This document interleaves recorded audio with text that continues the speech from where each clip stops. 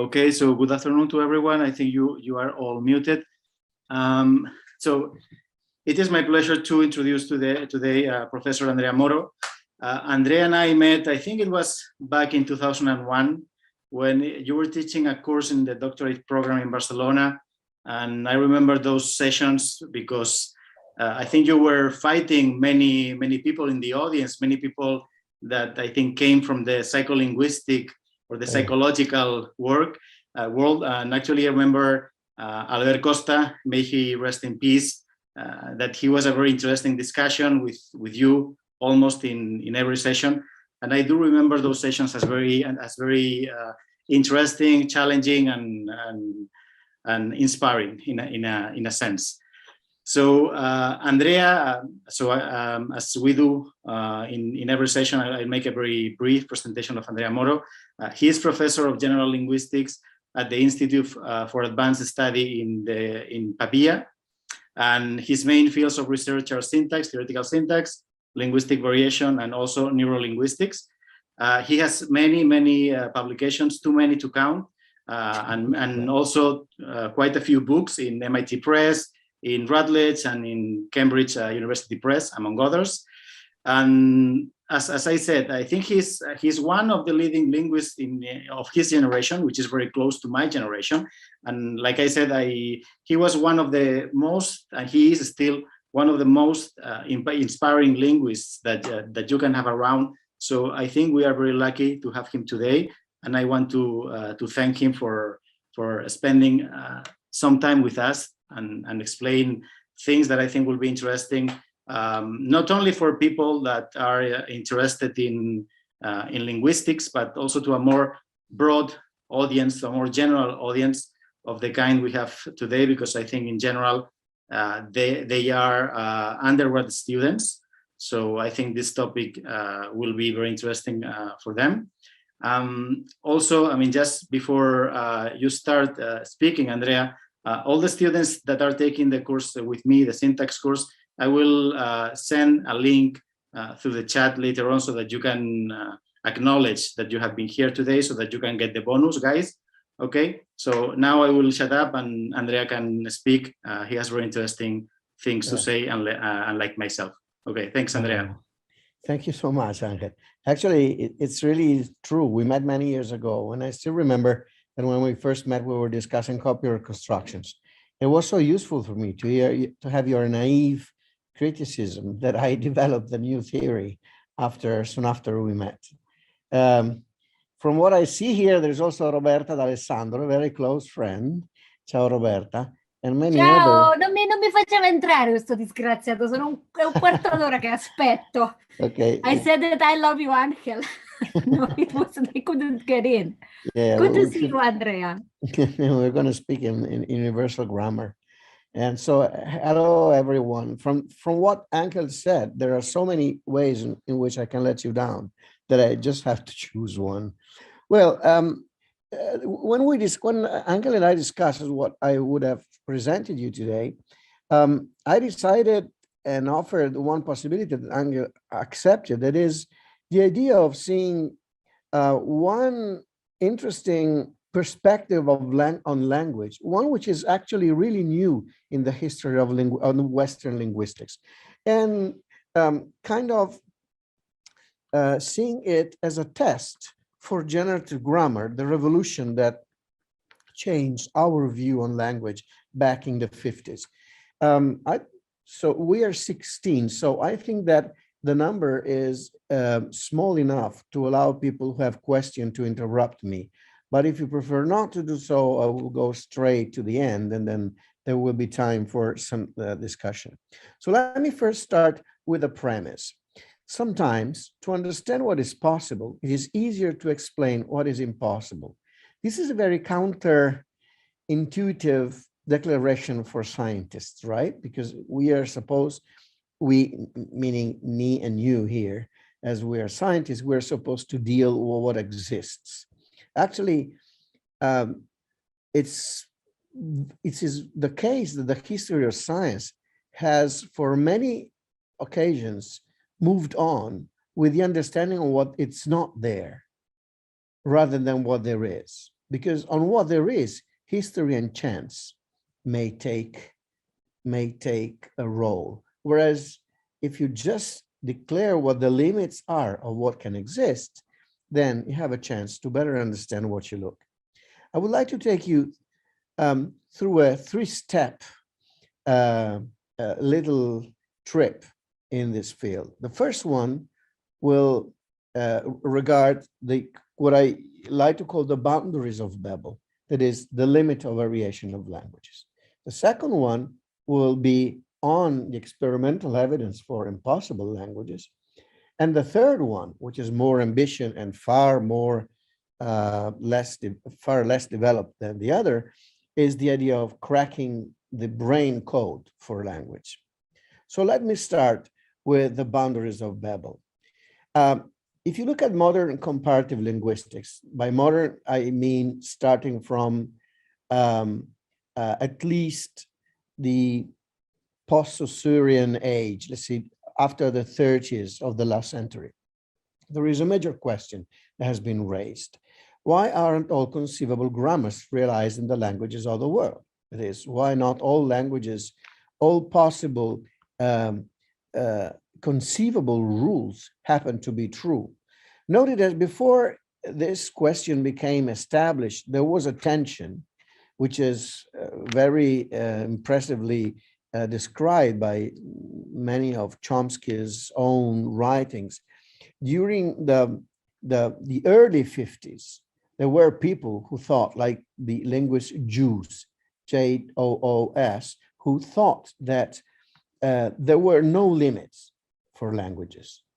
The difference among languages was infinite and unpredictable. This was the stage that contrasted this other view. And apparently, but you will have to judge at the end, I think that what won was the idea that, in fact, not only it's not infinite, but it is severely restricted by a certain type of boundaries. When I talk about conceivable grammars and I say that not all conceivable grammars are realized, what do I have in mind? Well, the idea that I have in mind is that there are no flat tongues. More specifically, if you look at different grammars, it has proved with no exception that rules never follow the linear order of words. In this sense, we can call them flat. I don't know if you ever read this little book, Flatland. It's a very popular kind of sci-fi book where it's a world made only on 2 dimensions. People are just flat. They live in a flat world. They are angles, they are surfaces. They're not 3-dimensional creatures as we are. So the discovery that was made, which is an impressive one, is that there are no flat tongues, no flat rules. But let me give you one example of what I have in mind when I say flat tongue and flat rules. Suppose you have a very simple case with a sentence like the following. My sister is a smart scientist, and we want to make an interrogative sentence out of this affirmative one. Well, one possibility is to give a number to each and every word of this sentence, 1, 2, 3, 4, 5, 6, and then we describe this alteration by choosing the interrogative sentence. Is my sister a smart scientist? Then what you know is that you just anticipate the number 3 on the very left, and the other one of the sequence are still in their form, in their original position. Well, this kind of permutation is possible. It's certainly computable by the brain. In fact, this is the proper way to formulate the question in English. But what is interesting is that suppose you have again a sentence like this one. There's no language in the world which can generalize the structure and say that from this affirmative construction, you can construe another sentence of this kind, 6, 5, 4, 3, 2, 1. This, which is in fact actually also interesting for the syntacticians because it's the mirror image of the first one, but that's another story, tells us that this kind of permutation among words cannot be computed globally. They can only work locally. In other words, even if this is a conceivable rule, for example, we can decide that in order to write to each other in a former emails, suppose that Engel and I decided to have a secret code where a negative sentence is made by reversing the order of the affirmative sentence, that will be perfectly conceivable. And we could actually write like that. But there is no language in the world that functions in this way. And of course, remember, I was saying that understanding what is not there is useful to understanding what exists. This raises a sharp questions. The question that it raises is has a dramatic impact on our understanding on the relationship between the brain and the outside world. Why do we avoid to exploit physical reality? Let me explain that. Suppose we could remember when we were kids, many centuries ago, in my case, few centuries for some of us, few years for the majority. Suppose we remembered when we first heard someone speaking. What we heard was a sequence of words. That was the only physical input. You know, linguists normally don't agree with each other. Sometimes they don't even agree with themselves. But in this case, we all agree that there is only one incontrovertible fact concerning languages, that words are put into a sequence. Isn't that extraordinary? That there is no rule in the world that exploit this incontrovertible fact. And why is it so? Well, the why it's so part is really interesting. Before going to the experimental approach, I would like to highlight two. In fact, it's two. I cut one of the factors out because it was too complicated. But it was two reasons why it was difficult to answer that question. The first reason is mainly philosophical. The thing that I'm going to read now is a small part taken from the introductory notes of a very famous book whose title is The Biological Foundation of Language by Lenneberg. Listen to what he said at that point. But by the way, he was a famous neuroscientist. He made one discovery, a very important discovery. He discovered that of all the patients in his clinic who had brain damages that provoked, forms of language impairment, those who had the brain injury before puberty could reacquire language much faster and in more complete way than those who happen to have a stroke, a trauma, or a tumor, or anything like that after puberty. Now, puberty is not clearly a cultural fact. It could be modulated by culture, but it's clearly an hormonal fact. It's a fact that pertains to the biology of an individual. And so he thought, well, language must be seen by our organism. Otherwise, why should puberty make a difference? And then he came out with this sentence: a biological investigation must seem paradoxical, as it is so widely assumed that languages consist of arbitrary cultural conventions, likening languages to the arbitrary set of rules encountered in the parlor game and sports. In other words, as a neuropsychologist in his hospital, he had to face a philosophical ideological prejudice that said language is the expression of culture of humans. Being an expression of culture, it is arbitrary and conventional. Similar to the traffic lights. When you drive, you stop when it gets red, and you go straight when it gets green, except if you are in Italy, that sometimes you have the reverse reactions, but don't drive in my country. I don't even have a car. But it's clearly conventional. It could have been that you had to stop with green and you go with red. There's no inherent reason why green and red are supposed to make you do what you do when you see them. But languages, apparently, there is a part of language which is totally arbitrary.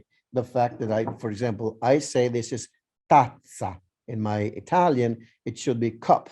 In English, I don't know how it's in Catalan, in Castilian, or in Roberto Alessandro dialect from Abruzzo, which is an impossible language, as we all know. It's a wonderful but possible language. Anyway,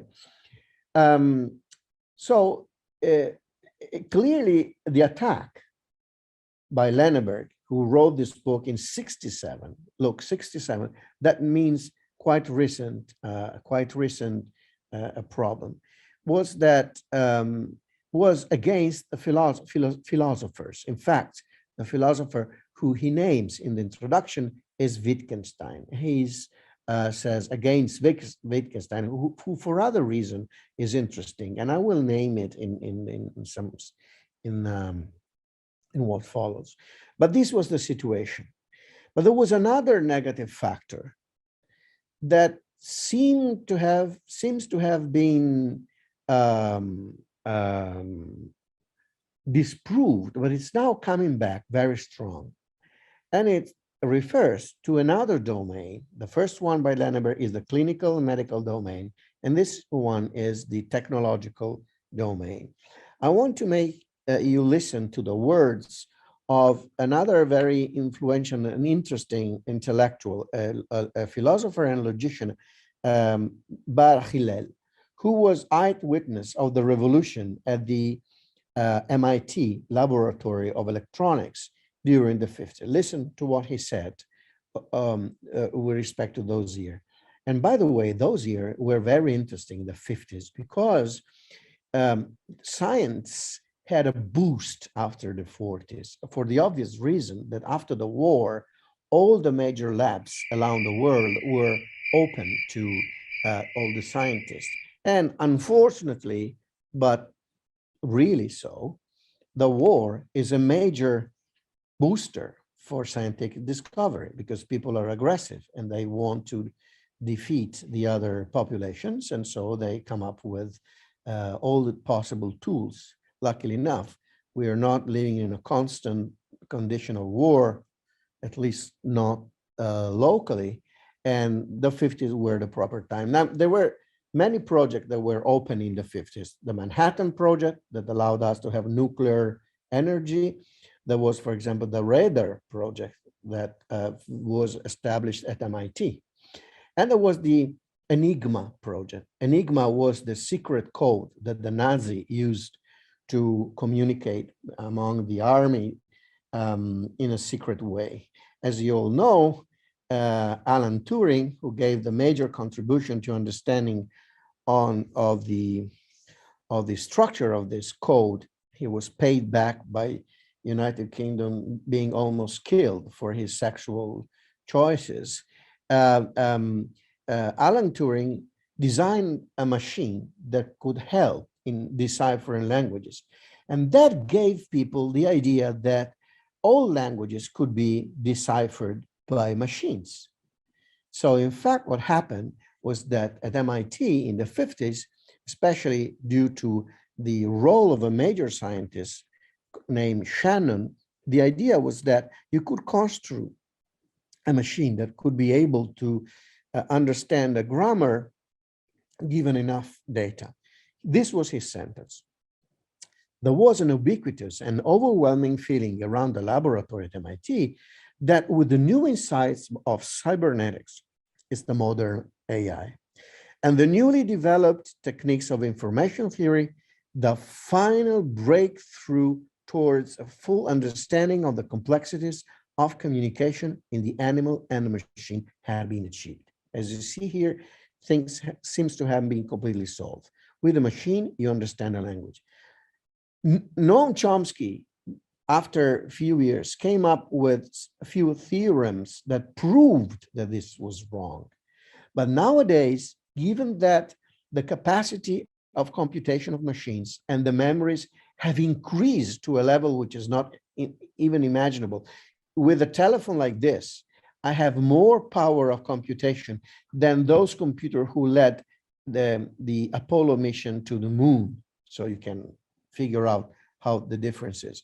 So nowadays people are reinventing the fake news that machine can understand languages, that can mimic languages, which is a different thing. Mimic and simulation is different from understanding, but that was still something that was reported, and this is it.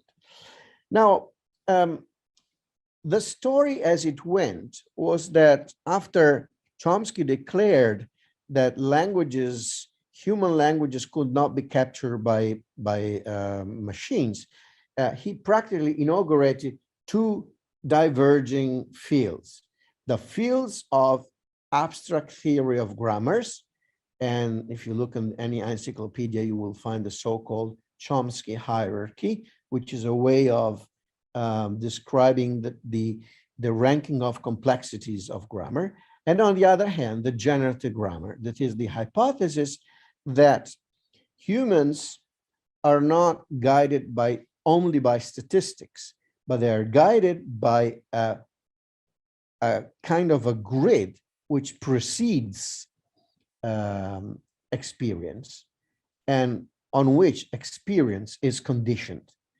I like to call it the STEM mind, which is the mind that we all had when we were kids.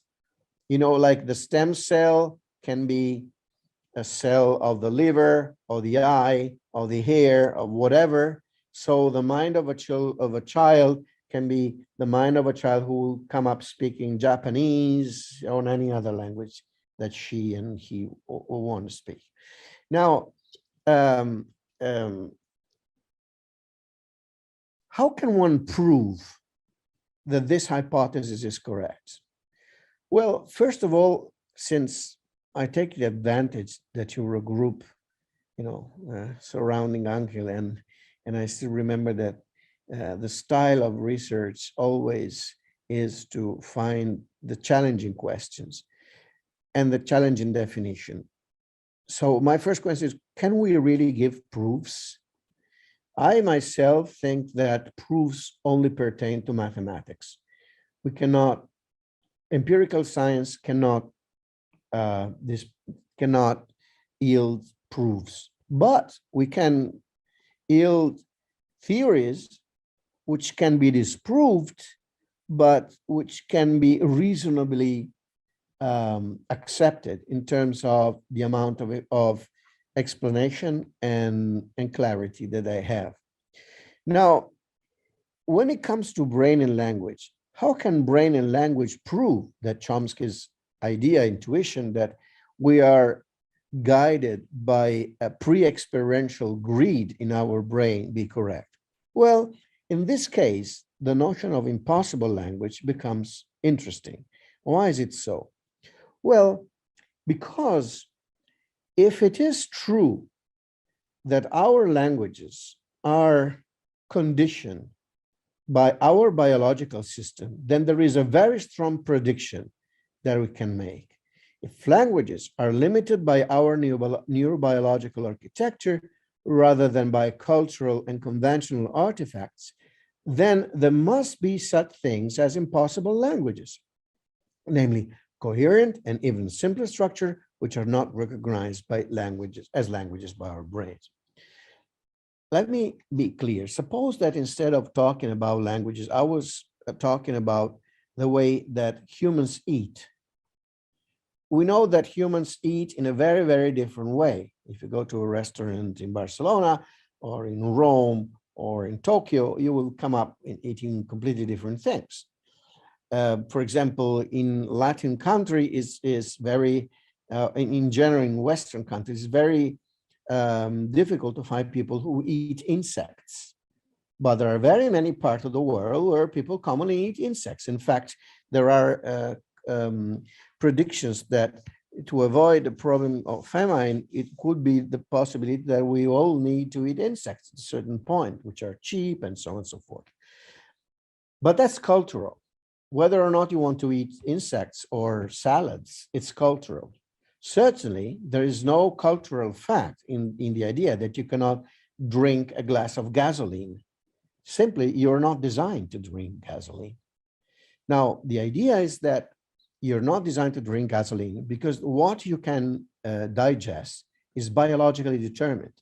There is something that precedes experience that gives you the boundaries of digestion, the boundaries of what you can get inside of your body to get the energy and release the entropy and so on. Now, in other words, if Chomsky's hypothesis that there is a biological condition that precedes experience that guides our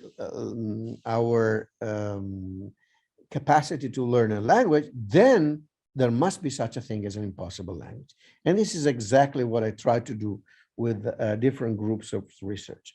I will describe you very briefly 2 experiments, which are practically the same experiment, but the first one is the one that you may find cited all over. We designed artificial rules using Italian words with flat rules. You remember that I told you there is no flat rules. So we took a group of monolingual German speakers and they taught them possible, impossible rule with explicit instruction. So suppose you're the group of German people. You sit down there, we tell you, well, in Italian, you say, Maria vuole leggere un libro. And then you could say, well, you can drop the subject and you can say, vuole leggere un libro without the need to express the subject. We all know, for example, that not all languages are like that. There are languages like French and English where you need to have an expression of the subject. But we also taught them rules of the kind that are impossible. So, for example, rules where you revert completely the order of words, or rules where the first word agrees with the last one, or rules where you have to do something specific to a certain point of the sequence.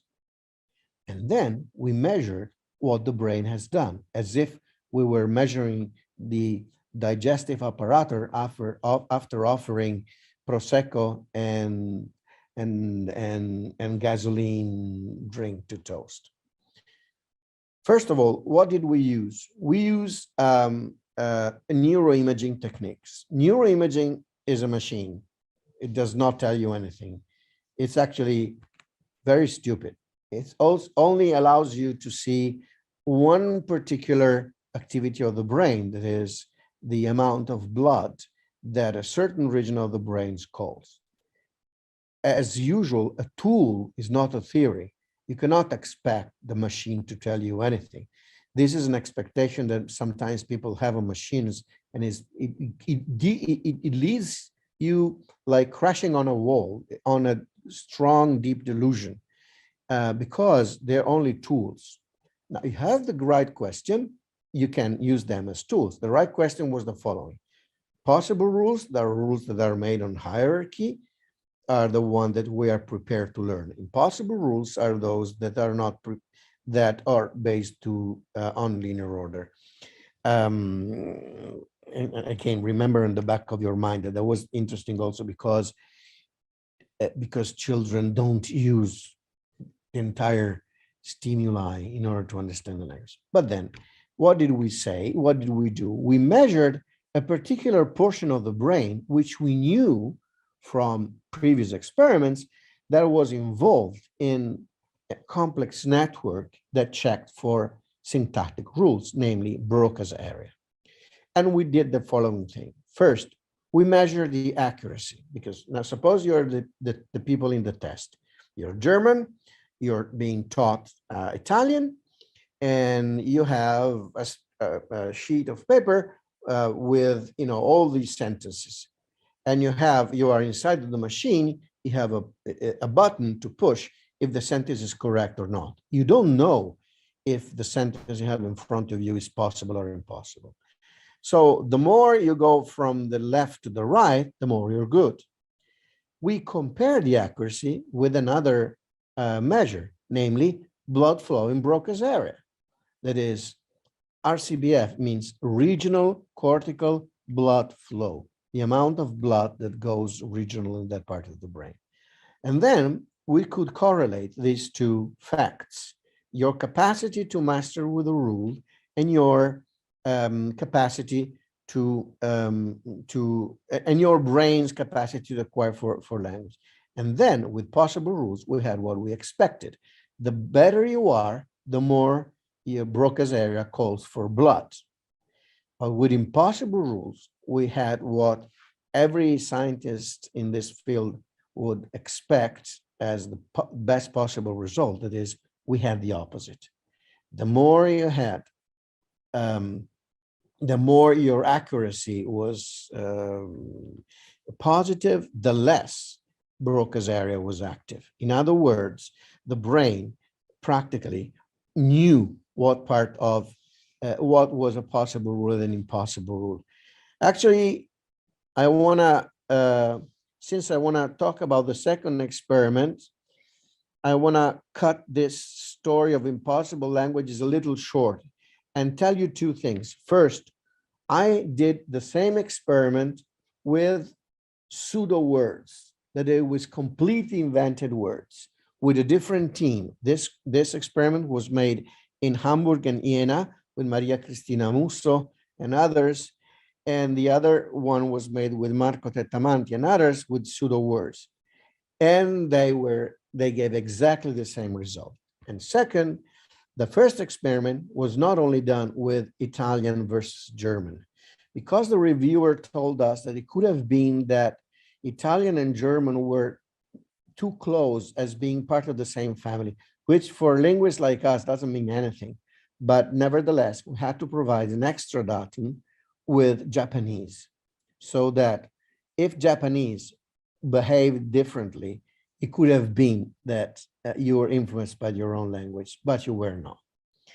Now, let me go to the conclusion of this first part, again, on the STEM mind. The absence of flat tongues cannot be considered a mere historical accident, nor an arbitrary cultural convention, as Lenneberg warned us, because flat rules appear not to activate language networks, which of course cannot be conventionally controlled. In other words, impossible languages derive from the architecture of our brain. They're not conventional. So we have discussed the boundaries of Babel. We have discussed impossible rules. The third step was cracking the code. What I told you was something about the where problem, where in the brain something happens, which is interesting, but it's not all. We also want to know what each neuron tells to the neuron close to him, to it, to whatever, to her, and goes on and on in the chain of connections. Now, one could say, well, but when we speak, we mix two different dimensions, the physical one, that is sound, and the mental one, that is structure. Sound and structure, actually going back to Aristotle, are the two pillars of any language. Syntax is just a way to connect sound with structure. Well, then one possibility could have been, well, why don't we measure what happens in the brain when we do not emit any sound? When we speak in ourselves, we do that, right? We do that all the time. If I keep silent for 5 seconds, you will still talk in yourself.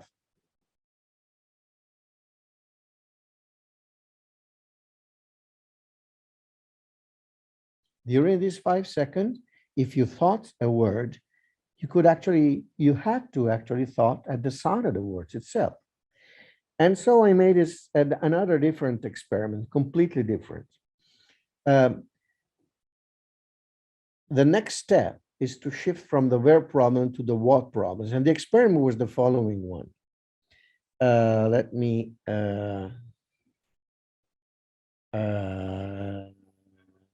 Okay. There is a sharp problem here.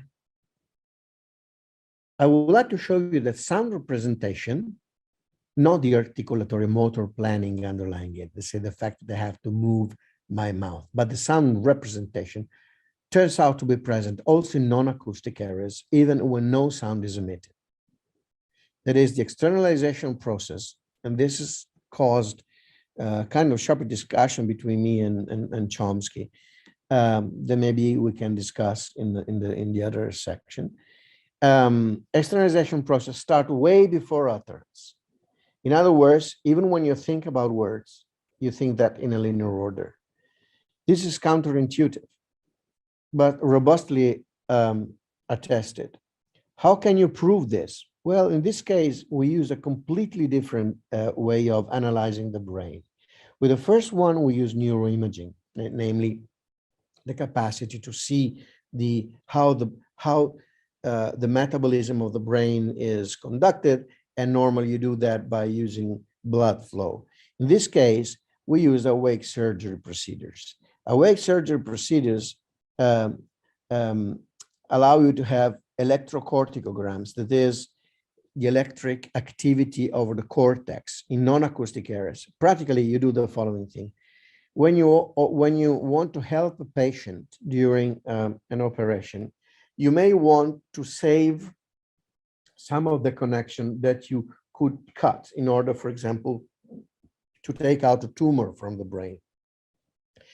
Now, one of the things that you do, you put the patient to a sleep condition, then you open the brain of the patient, then you awake the patient up, and you ask her or him to do something that is connected with the portion of the brain that is open. At this point, you touch the surface of the brain with an electric pointer.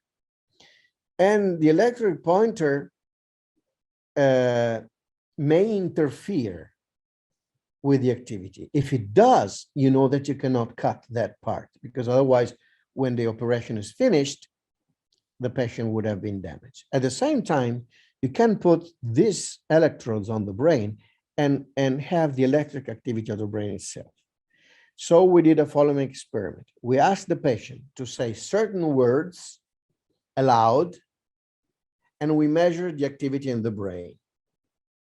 And then we compared the sound with the activity, and we found that they matched, but there were no real surprise in that. The surprise was that when we asked them to read again those sequences without pronouncing any words, and we could actually measure the activity in the brain, and that activity still matched with the sound that was uttered before.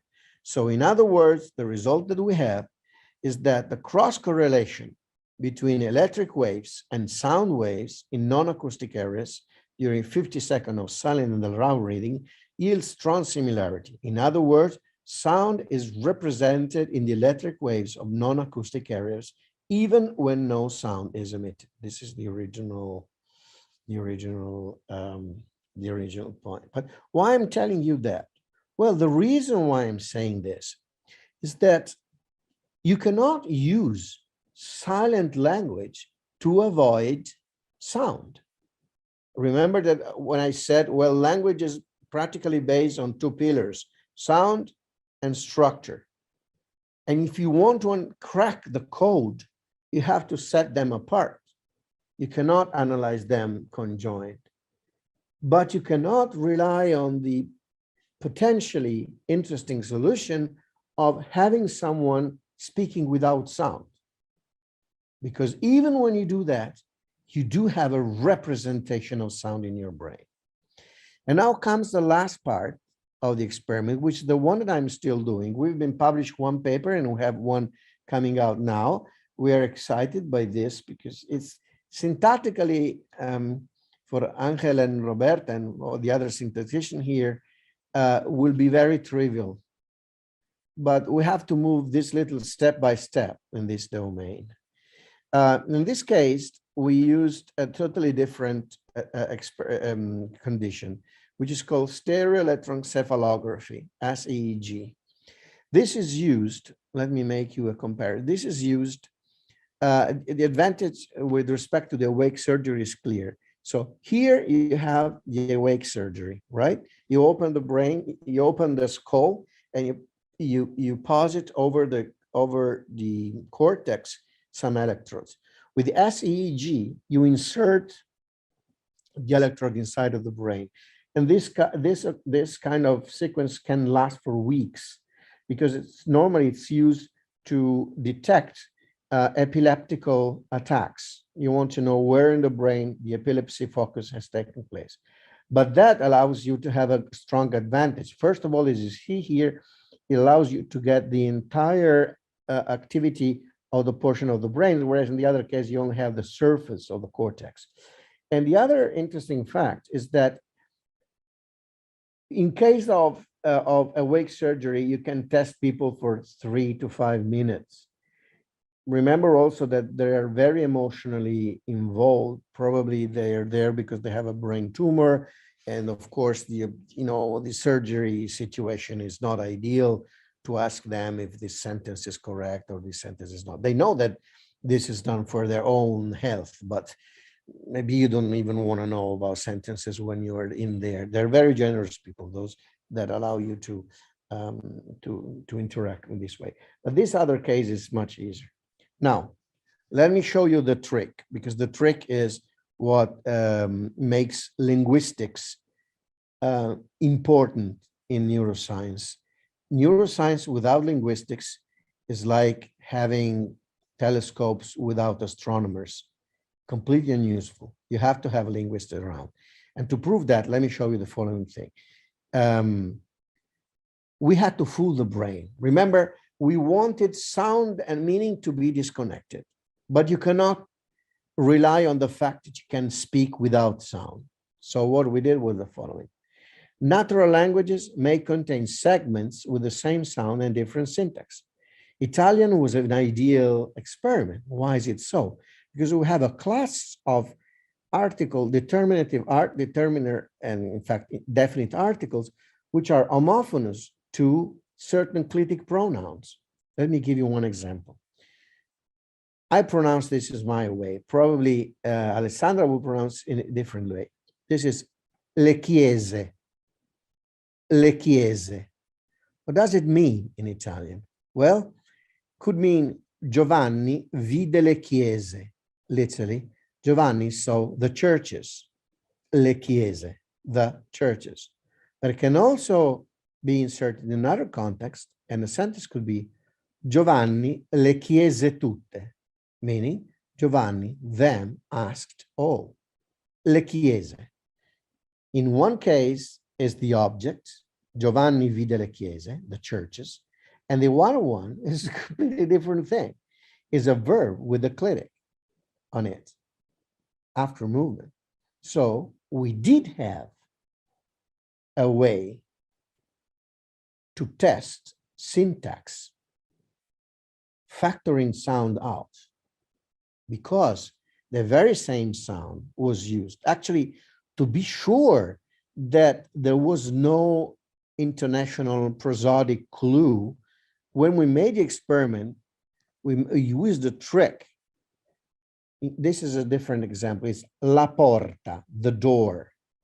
Domani la porta a casa. Tomorrow, her brings to house. We use that in a sentence also, like pulisce la porta con l'acqua. Cleans the door with water. So la porta is bring her or the door. What we did is when we had pairs of sentences like that, we cut one of that and substituted with exactly the same copy of the other one. So to be sure that the brain got exactly the same physical information. And let me go, I still have 4 minutes and I want to go straight forward to the end. So patients with the electrodes in the brain heard sentences containing the same physical stimulus, which was a VP or an NP, depending on syntax. La porta, le chiese, le chiese. Eventually, sounds could be factored out. What I'm going to show you is the first picture of the electrophysiological structure of a VP versus a noun phrase. As you see here, have two lines. This is time, and this is electric activity. With the article plus noun, you have the blue, let's say, the blue one. And this is the segment, the interesting segment, with the dot line is the first syllable, le chiese, la porta. And the orange one instead was the with the clitic with the verb. This was just the first experiment we made. Of course, there are many, many, many questions. In fact, the more are the questions, the better they are. The paper came out in Nature Scientific Report. By the way, if you're interested, I will send Angel a small file with 5 papers that I mentioned so that you can read them alone. I discussed them also in an other kind of publication. But the real future challenge, what can be the dream of all linguists, is to derive the core formal restrictive properties of syntax, such as, for example, anti-symmetry, locality, the trigger for movement. I don't know if I'm saying names that you don't understand, that you understand or not, but what I'm suggesting is, if we know the electrophysiological code of syntax, the ideal situation would be to derive the formal properties. So, for example, agreement, let's say, or movement, which is the fact that when you make a question, you tend to take the element which is question on the front left side of the sentence in languages like the Indo-European languages, derived from the properties of the oscillating singles. Is that possible? Is that impossible? We don't know yet. And I think that I share with you, Chomsky, and many other, the fact that good theories are not those that give you a set of answers, but those that allow you to put the new kind of questions. In fact, when I go to talks, when I get out, I have less question than before. The talk was a bad one. If a new question, even if you don't have the courage to ask, that means that the talk was interesting.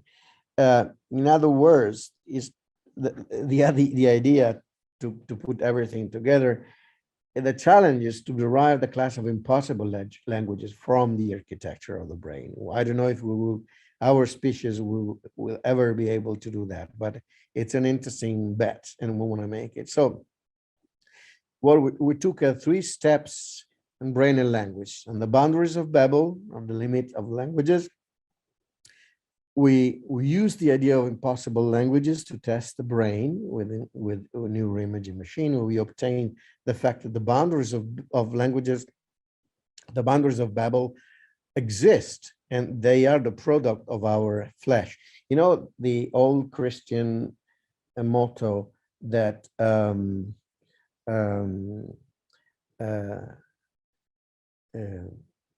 logos became flesh.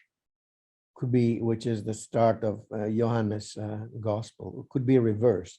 It's just flesh that became logos, if you look at this from this perspective. And the last step was cracking the code. And in all these cases, I think the linguists did what they could and what they should do. That is, they put our comparative observation, the what that stemmed from the original work by Noam, who, by the way, had his I think a more updated standard version of the system in a paper that he wrote with Angel and Ott. In what was the date of the paper? 4 years ago, I think. You're muted. And in 19, I think it was 2019. Okay. Yes. 1920, yeah.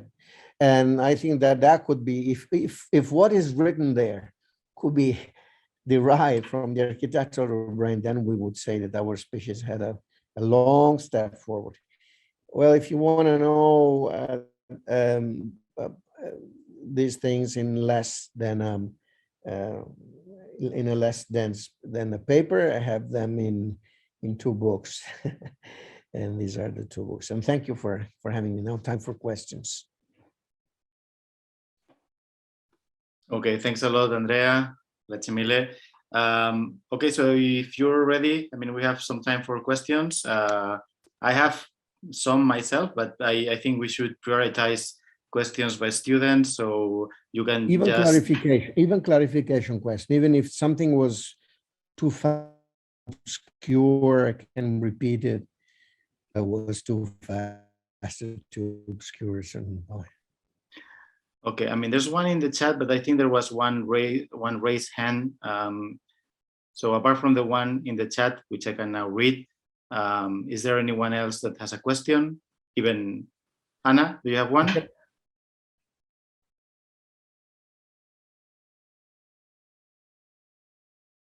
Thank you. I'm sorry about that. I mean, it was very strange. I tried to connect and reconnect, but maybe it's a Zoom failure or someone is spying on us.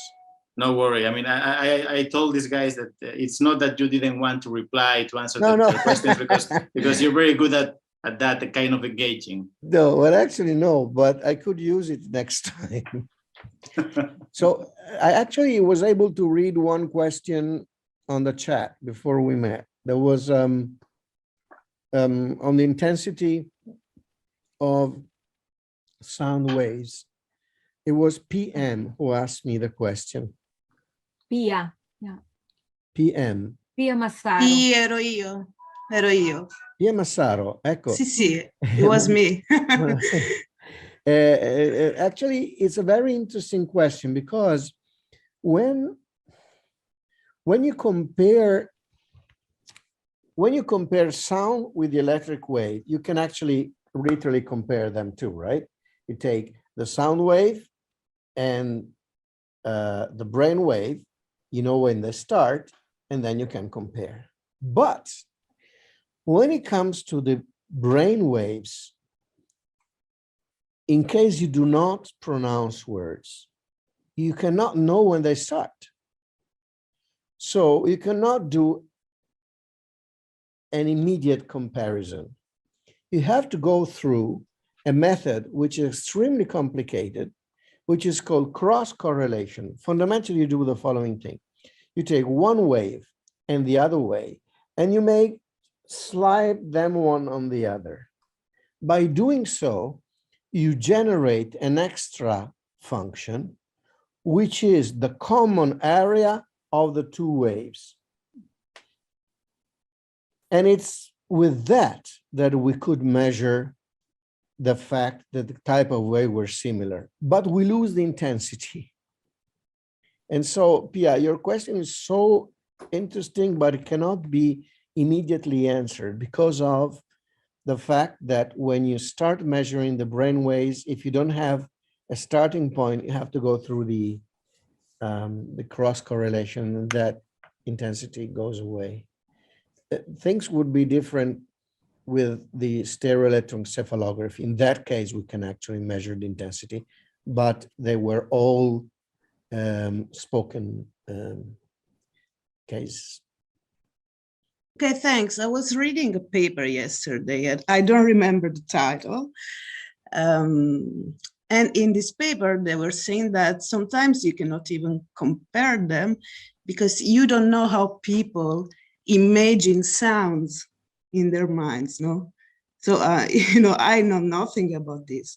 So this was why I was... You were reading our paper or someone else? No, it was someone else's paper. There is a kind of confusion in the literature. First of all, the idea of inner speech was a very long-standing one. In fact, it was called endophagia. Endophagia is not a popular kind of label nowadays because people tend not to use Greek derivates, but they prefer to have acronyms or American labels. In fact, they call it inner speech. But sometimes, and actually with a paper that came out a few days ago, they actually shifted to imagined speech, which I don't think makes any sense. In any case, what I think that should be avoided, and I think that the author that you were reading did not avoid that, was to try to set back from the subjective impression. There's no such a thing as subject. It's like saying that you have a subjective impression on the part of the brain that you're using when you see something. You don't know if it's occipital area or any other area. And so it seems to me that in these cases, it's a very brand new field.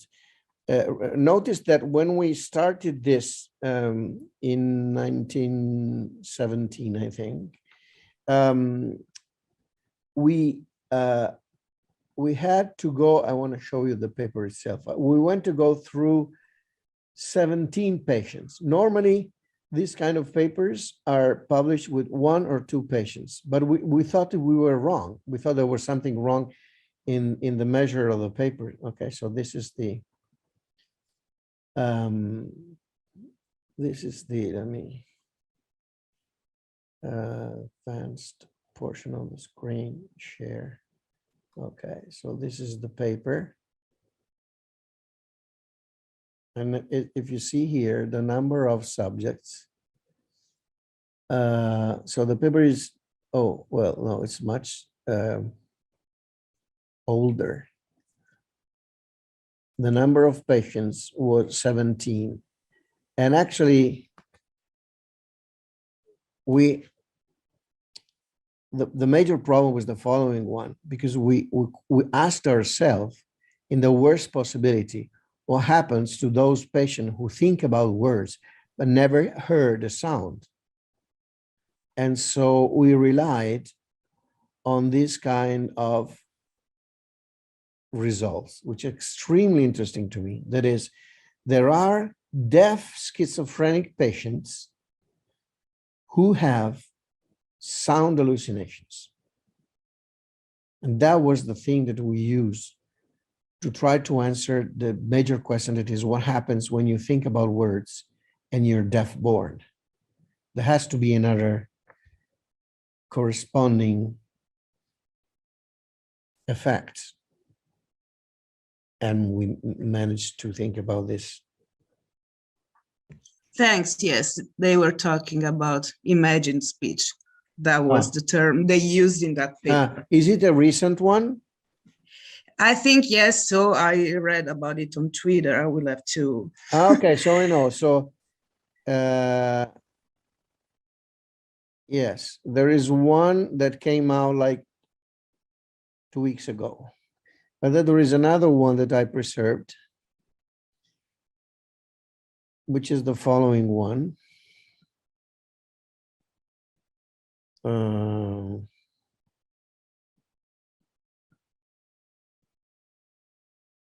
You see here. It has nothing to do with imagination. This is a really wrong way to put it. Imagine speech. There is no such a thing. What does it mean? It's yeah, because they had something like experiments, like we ask people to imagine pronouncing this word. It was something like that. And then we compared the waves when we asked them to imagine these words to the waves they produced when they were actually pronouncing these words or sentences. It was something like that. Yes, yes, which is actually also interesting because of 2 other facts. First, one thing is to have the measure of the brain processes that correlate with a word. For example, if I say house, you have a certain motor plan for moving the lips and the tongue and so on. But if you don't move anything, you just think of the word house, then in your brain, you certainly lack the motor control, but you do have the full sound representation. They're 2 separate things. In fact, when our paper came out, many people thought that it was a mirror image, mirror neuron effect. It has nothing to do with mirror neurons. But there was this mistake going on. And the other thing is that most of this paper, like the one I'm showing you, are centered on speech neuroprosthetics. That is, they're trying to find a way to make the brain analyze sound when the acoustic areas are damaged. Suppose you have, let's say, ischemia or brain tumor or anything affecting your acoustic areas, but you're still alive. You want your acoustic areas still to be able to compute the stimuli. And then you might find a prosthetic structure that gets to the area. Now, in our experiment, we did a completely different thing, which is, I don't know, which is this one. As you see here, we did in higher language areas that said we ignored the acoustic areas. We wanted to look inside those areas of the brain which are supposed to check for syntax and grammars, not for the acoustic sound. And this is what is interesting. The interesting thing is that the acoustic information is does not only pertain to the elaboration of the acoustic information, but also to the grammatical one. When I speak about this paper with linguist friends, sometimes I used to say it's like taking the Saussure back. Is a way of saying that the notion of sign as an disentanglable mix of signifiant and signifié is already there in the brain. Of course, it raises a major tension with the idea of late insertion and the idea of externalization. What I tried to discuss, when I try to discuss with Noam about this thing, I keep saying the following thing. Well, what I'm saying, if this paper is correct, what I'm suggesting is that externalization is not something that pertains to the lip, the space from the lip outside. It's already way back in the brain. Because even when you think words into sequence.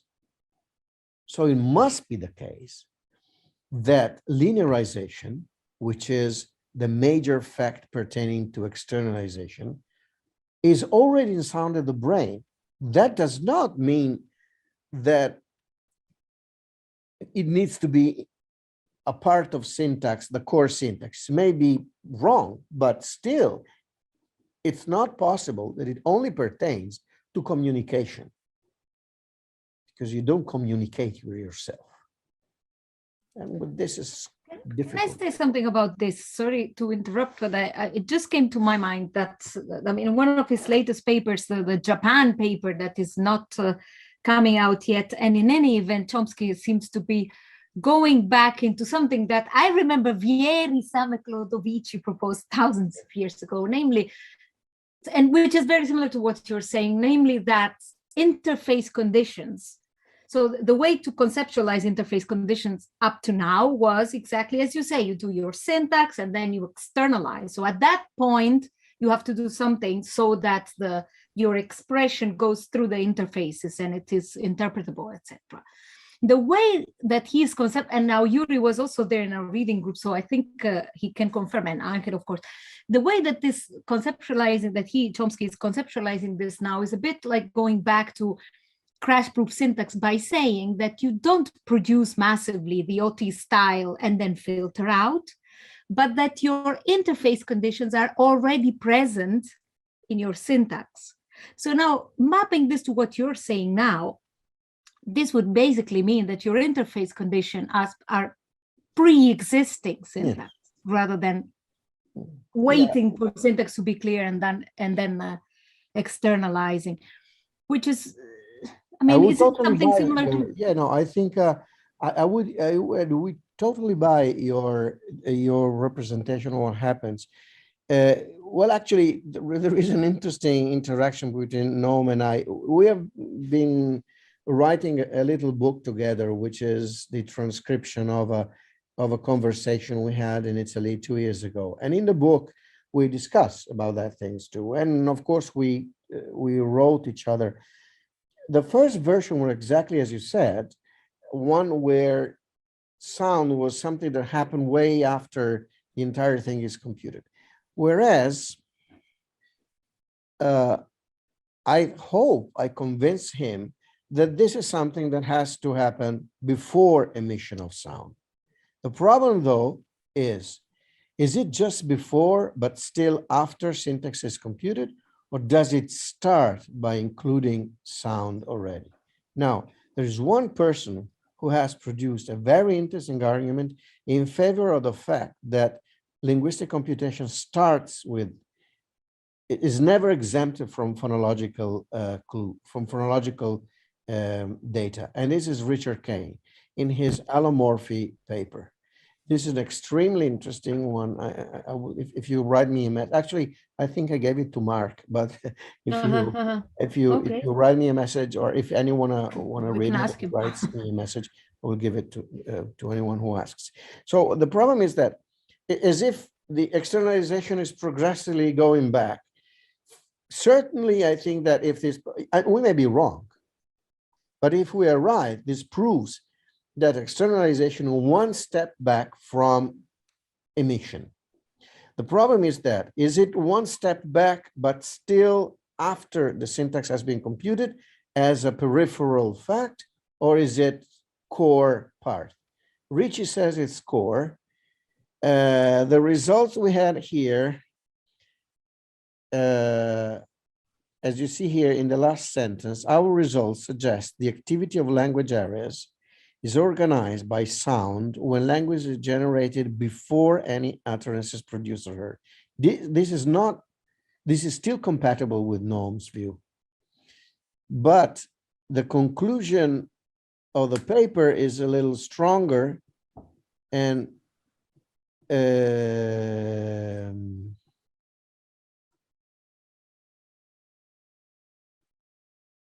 goes like that. Where is it? Our results suggest that in normal hearing people, sound representation is at the heart of language and not simply a vehicle for expressing some otherwise mysterious symbolic activity of our brain. This is contra Chomsky. Of course. This is why phonology exists, because I asked him some times ago, this is why phonology? Why do you have that? It's completely unpredictable if you assume the model. I think phonologists are going to be happy about this. But oh yes, let me show you one thing that which is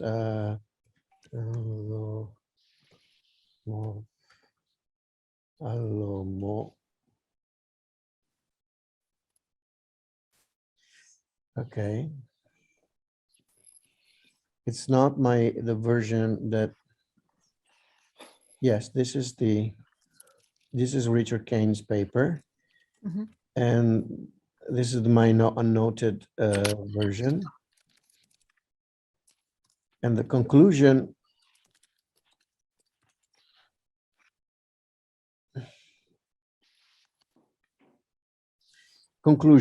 this is Richard Kane talking. Mm-hmm. I have proposed an analysis of English Quentin of English Go that revolve around the notion of verbal theme vowel. These analyses do not invoke late insertion. It may be that late insertion is systematically unavailable. That may be due to the fact that merge-based bottom to top derivations start with phonology, merging phonological features and then segments before moving to the syntactic features. If so, phonology feeds syntax and should not be factored out. This is incompatible. I don't want to take any position with respect to this tension. I think it's empirical. But I don't think that Noam is necessarily correct in seeing sound as peripheral. Mm-hmm. Although what I'm saying is that what we did in our own paper is still compatible with what he said. I don't know if, Angel, maybe this is getting too... Yeah, exactly. Anna was there before asking her question. So sorry, Anna, for stepping in. I was just triggered. Sorry. No, don't worry. I'm kind of lost right now. I'm trying to sorry. I don't know anything about neuroscientists, so I'm not sure if I understand it well. You said that when we're in silence, we produce a sound related to the language, if I understand it well. That I guess that means that when we're babies and we're learning, the first thing that, well, my question is if we sorry, I'm kind of nervous. We produce structures like syntax structures because of the sound that we hear when we're babies, or I know that we learn when we're children, but it could be possible that we produce that structures, that possible structures, or that possible language just because the sound that we're hearing. Well, the problem is the following. The sound that we hear is necessarily flat, Anna. You see, your ear is designed to get the sound coming in, then you have the vibration of the internal part of the brain, and it's translated to electric system. But it's necessarily flat. In a sense, it's like reading. When you read, you see words one after the other as they were coaches of a train. There's no structure. There is nothing that tells you that when you say read a book, goes with read and not, sorry, goes with book and not with read. So what I'm saying is that two things. First, it must be the case that the notion of hierarchy, that is the fact that words are grouped in a different way, is not important from the external world, because the external world is necessarily flat when it comes to sound. So the children must have an inner rule that tells her how to interpret the words in a hierarchical way, which basically is the so-called poverty of the stimulus that goes back to the 50s, to the 60s. And for example, Charles Young has very interesting work on that. On the other hand, one residue of your interesting question could be that children, nevertheless, still produce impossible language, but they are incompatible with the grammar they hear. This seems not to be true as well. That is, there is no such a case as recorded children who produce flat rules, not even at the phonological level. And so this is even more interesting, as if, again, as if we were designed to ignore physical reality, which is a strange mystery.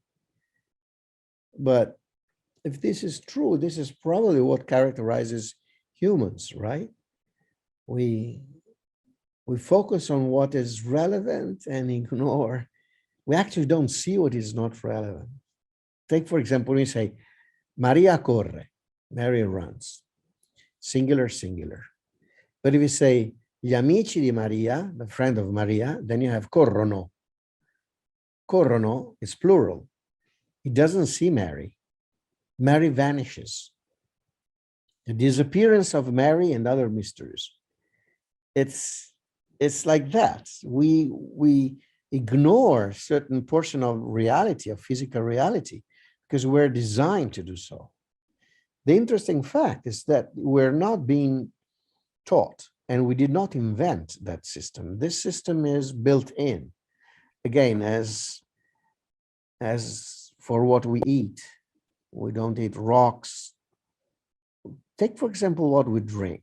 We don't drink salty water. We cannot drink the water in the sea. We don't even try.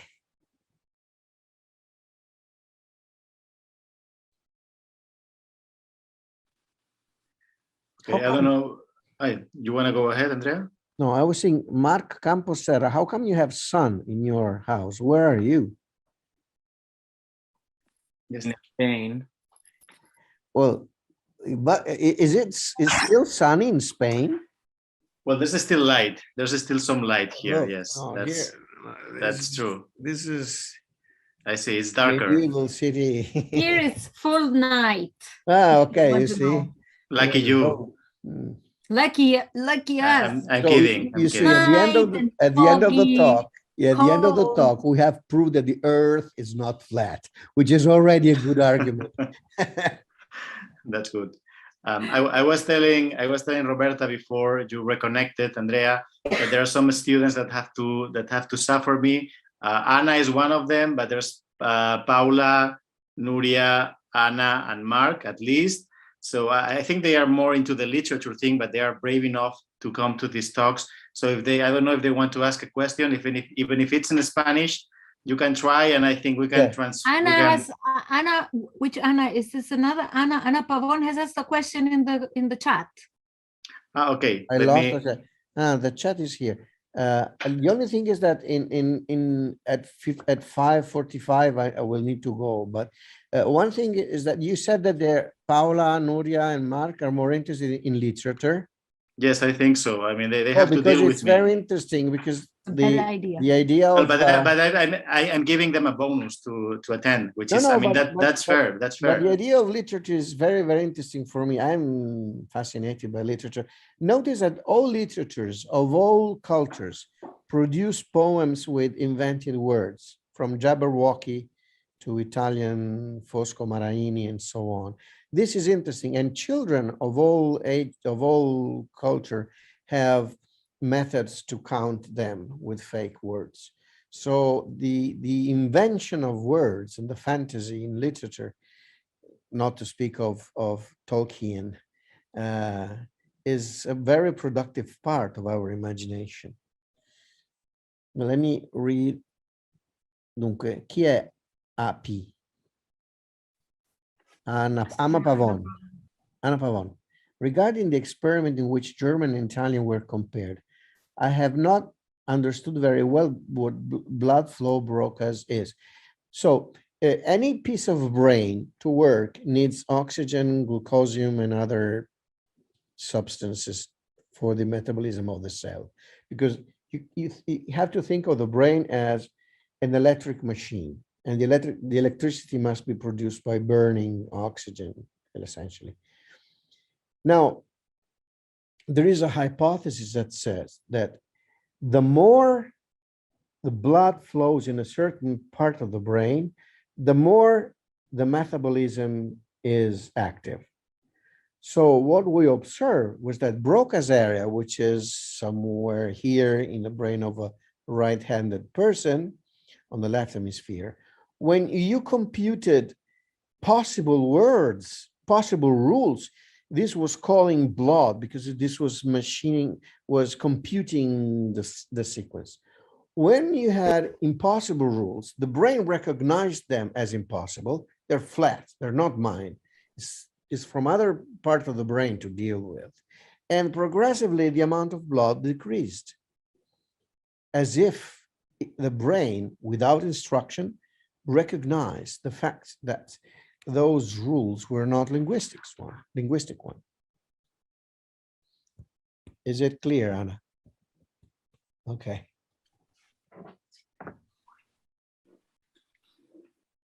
Okay, I don't know if anyone else. Unfortunately, I have to leave too. I have 1,000 questions, so your talk was very good, according to principles. So maybe I'll ask you. Say hi to Vanessa and Mark for me. Grazie. See, and Mark is just out to take Vanessa, so she's now a year back. So I have to go take care of her. But thank you, Andrea. See you soon. Thank you, Angel, for organizing this, and have fun. I talk to you soon. See you soon. Andrea. See you soon, Cara. Bye, bye. Ciao. Good, Yuri, that you showed up. Bravo. Ciao, Yuri. Okay, so I don't know if anyone else has a question. You can ask it in Spanish if you want. Otherwise, I have a question. Okay. I'm going to try to say it in English. Okay. I'm not sure if I have understood it correctly. So in the beginning, you have said that if you have an accident, the recovery of language is easier if you are in puberty. So that would work the same way in the learning of a new language. This is a very interesting and proper question that was actually addressed by Lenneberg in his own book. There is a scientific term that is called the window period. Nature appears to offer you only certain slot of times to acquire something. So, for example, with language, apparently, you can spontaneously learn a language only up to puberty, actually with a strong difference between when you're 6 years old up to when you're inside of your puberty. But then you're right. So the question is, the idea is the following, that puberty is the maximum limit that which you can acquire a language for free. After that, you have to study, which is exactly a good comparison with what you notice, because the same as with patient after puberty must learn a language. They cannot reacquire it. Similar normal people have that limit. Does it mean that we cannot learn a new language when you are 17, 20? Of course not. But we have to study it. We have to make a different kind of effort. When we were kids, we didn't have to learn ser versus estar in Spanish, or other rules in other language. They just came with it with exposition to the data and with our inner view. But you are perfectly correct. This is the intuition that he had. So you see, you were a potential neurolinguist. Thank you, Mark. Thank you.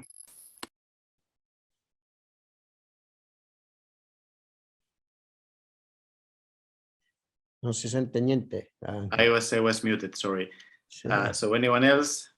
Nuria, Paula, or somebody else? Rabasti? Otherwise, we meet in Barcelona as soon as the Yes. Yes, bueno, tengo una duda, pero no sé cómo plantear en inglés. Okay. Entonces, cosa vuol dire entonces? No so. No se Then, analiza de la... It means then in English. Entonces, ok. No se analiza de la misma forma un hablante bilingüe que un hablante que ha aprendido una lengua siendo adulto. Forma in what sense? That is, if you have a sentence that on a language that you acquired as a child, as a sentence that you acquired as an adult, is that the question? Nuria? So no, method. The method in which that you use to analyze the sentence is exactly the same. But you mean in the brain or as a grammar? So I think she's asking about L2 speakers, right? So people, I mean, yes. like me when I learned English or something like that. But Nuria, are you asking about the analysis of the forma means analysis of the brain or of the structure of the brain part? No, it's exactly the same. It's exactly the same. You see, Nuria, unfortunately, many of the questions that are reasonable and fascinating abstractly cannot be immediately answered because of the following thing, and it's good that you asked your question. Especially when you use neuroimaging is not able to understand anything. It can only detect differences. So if you want to know, for example, if you want to know what makes it possible to do this, there is a part of the brain that gets this command. It's on the other side of the contralateral side of the brain. So I use my right hand. There must be an area in the left hemisphere that moves this. Now, if I go inside a neuroimaging machine and I do this, what do you think I see? Nothing. I just see the whole brain with blood, because luckily enough, we don't have ischemia. The whole brain is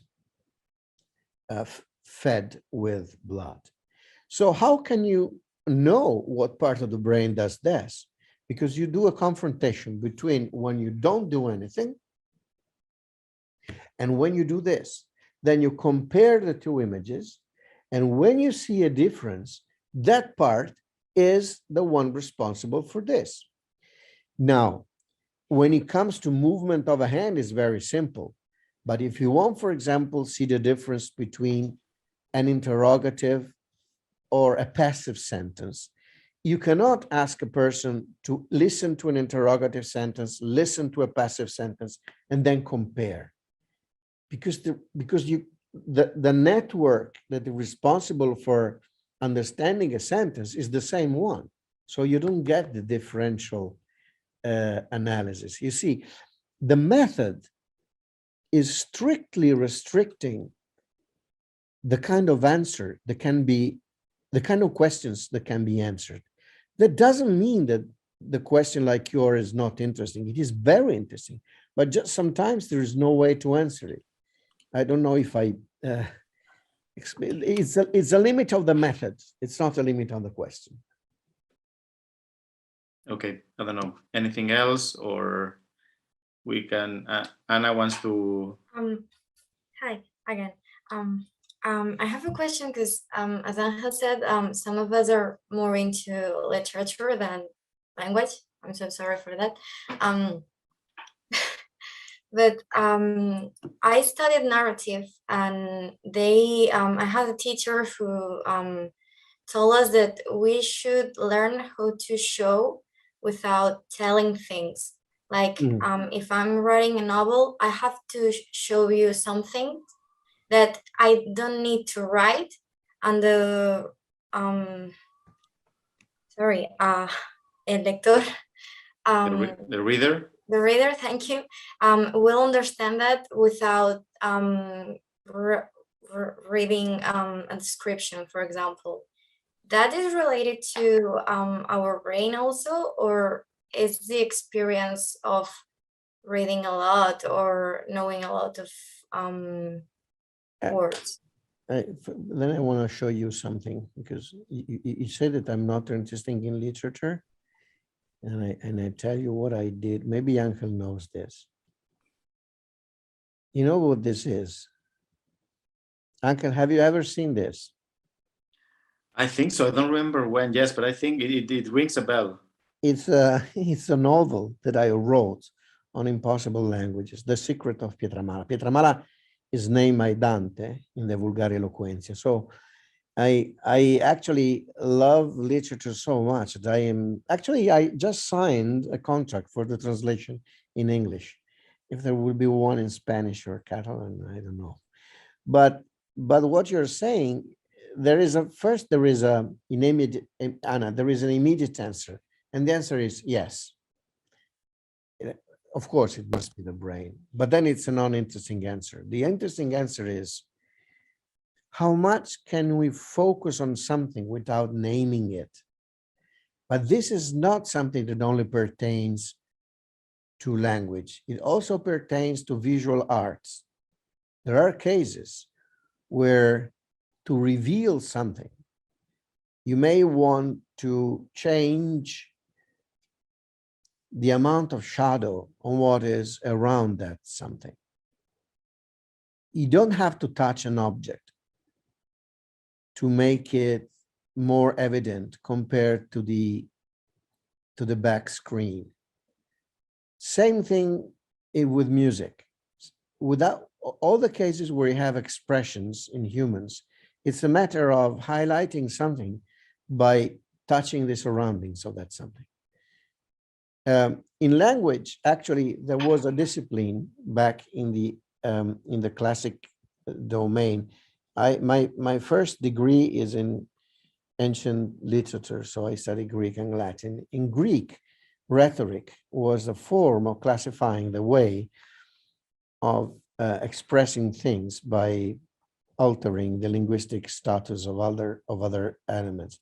So, for example, there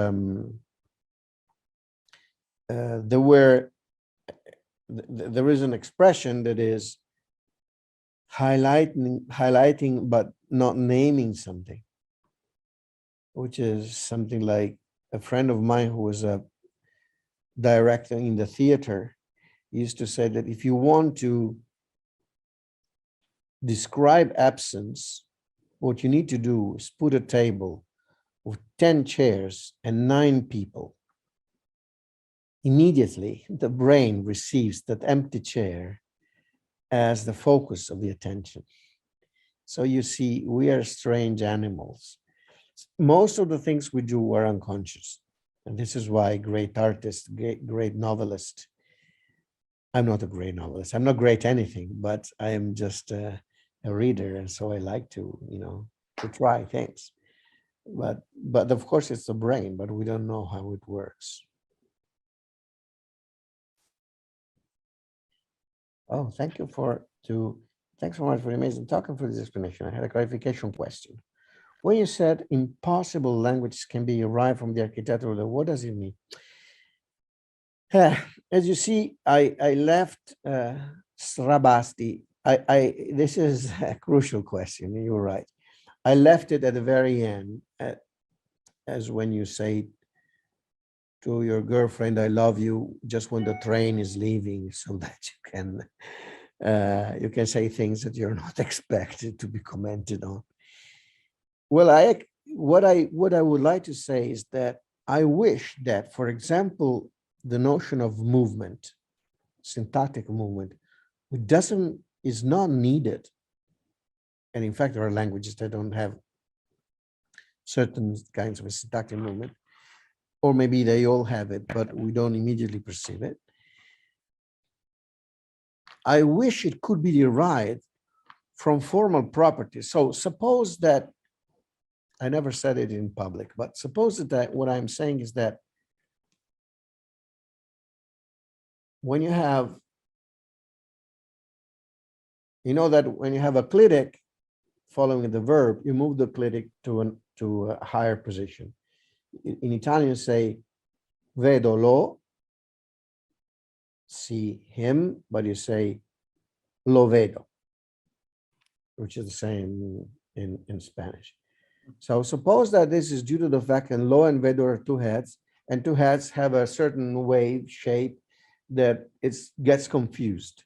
And then you have to move it in the sense that there is a way in which the same wave can be clear if it's anticipated. I'm making it up, but this is the way when I think that if you go on in deciphering the electric code of minimal structure, as we've done before, as we have tentatively done with noun phrase and verb phrase in the homophone case, we may come to a point where we have a plan, a cartography of the electric configuration rather than of the syntactic structure. And from that cartography, some of the property will follow. I don't know if we will ever be able to do that, but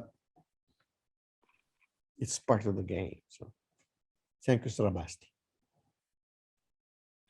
You see, even thank you snacks is interesting because it shows you that in your brain, the linear order of N and A was prepared way before you typed it on your keyboard. Va bene.